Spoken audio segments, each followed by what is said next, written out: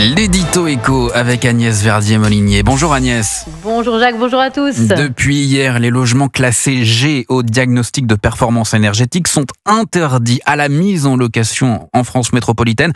On parle de combien de logements, Alors Agnès? ça concerne quand même beaucoup de logements. 1,5 million de logements sont concernés.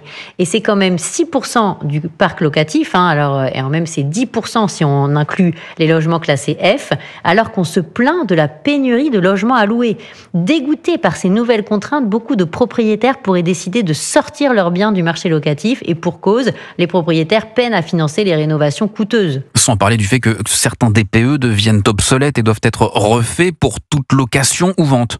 En effet, petite contrainte supplémentaire de la nouvelle année en plus, les diagnostics DPE réalisés entre janvier 2018 et juin 2021 deviendront obsolètes dès le 1er janvier. Les propriétaires seront contraints de refaire les DPE de leurs biens pour toute vente ou toute location, soit une moyenne de dépenses autour de 200 € à chaque fois, ce qui n'est pas négligeable, sachant que le DPE ne représente pas toujours bien la véritable consommation énergétique d'un bien immobilier.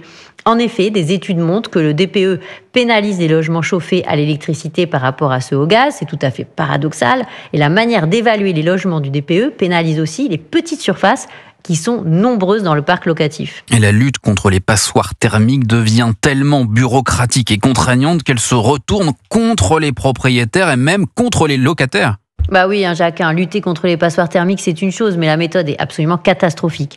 7 millions de biens privés sont à la location. La demande locative reste forte. Selon certaines enquêtes, c'est plus 18% en un an, tandis que l'offre locative, elle stagne, voire elle régresse légèrement depuis 2022.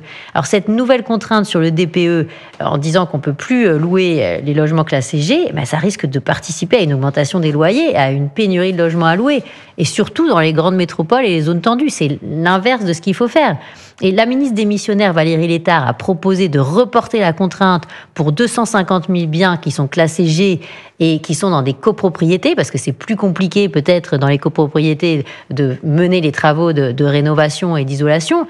Mais là, on est juste sur une petite modification, alors qu'il faudrait inventer des carottes plutôt que des bâtons et des interdictions. Par exemple, on pourrait imaginer l'exonération temporaire de taxes foncières pour les travaux d'isolation plutôt que des interdictions locatives. L'édito éco d'Agnès Verdier-Molinier. Merci Agnès. Merci beaucoup.